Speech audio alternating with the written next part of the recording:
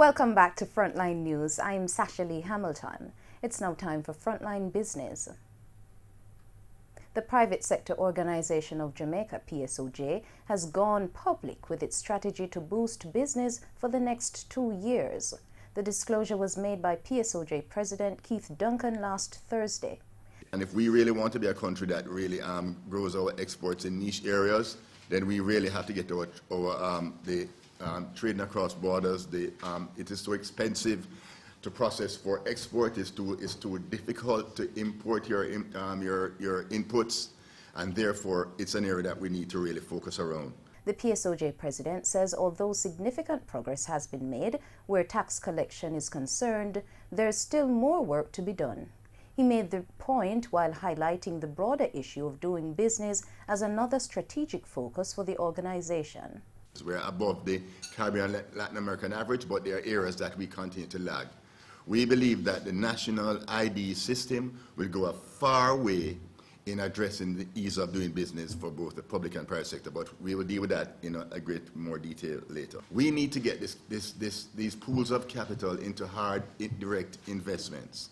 So therefore we will be focused around how do we enhance investments and how do we create the environment conducive for greater investments for medium and large firms.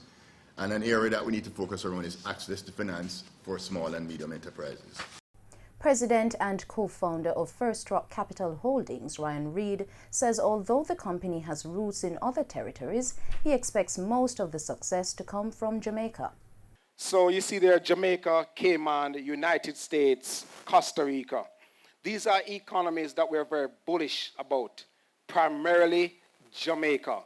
So our most allocation has been and will be Jamaica. So within the real estate space, there are 3 income streams that we pursue. Firstly, income-producing properties. We believe that income-producing properties are necessary to bolster our portfolio.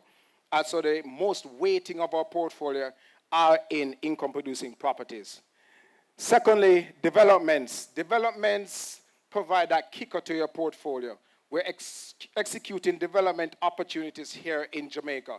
Capital gains opportunities where we acquire properties for capital gains. So these are primary income streams. He notes that the kind of growth First Rock is looking for requires careful planning and says the company is constantly measuring its investment risks.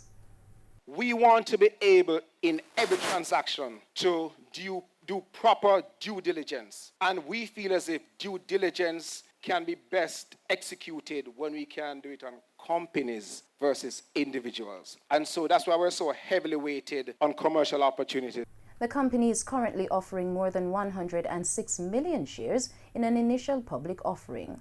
Mr. Reed is expecting to raise at least $200 million, or the U.S. equivalent, from both its Class A and B ordinary shares. The company is hoping to use that cash to make up the $1.7 billion worth of transaction it has already entered into agreement to execute. In Monday's trading session, the JSE Combined Index advanced by 498,581 points to close at under 500,000 units. Overall market activity resulted from trading in 80 stocks, of which 32 advanced, 42 declined, and 6 traded firm. The junior market index declined by 3,262 points to close at over 3,000 units. Stocks advanced for Access Financial Services, MG Packaging and Paper, Burrito Investments, Caribbean Cement, and Consolidated Bakeries Jamaica. Stocks declined for 138 Student Living, 1834 Investments, Berger Paints Jamaica, Blue Power Group, and Cargo Handlers. Trading firm were Everything Fresh, Lumber Depot, Productive Business Solutions, QWI Investments, and Wigton Wind Farm Limited Ordinary Shares.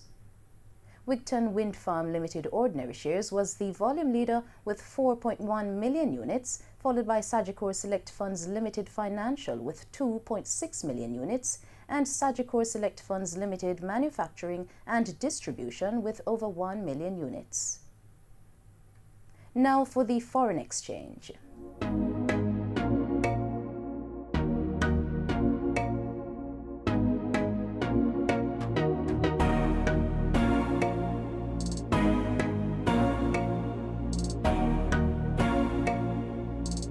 And news in oil. Oil prices fell about 1% on Monday as Middle East tensions eased and investors turned their focus to lackluster seasonal demand following a bearish U.S. report last week showing a large gasoline stock build.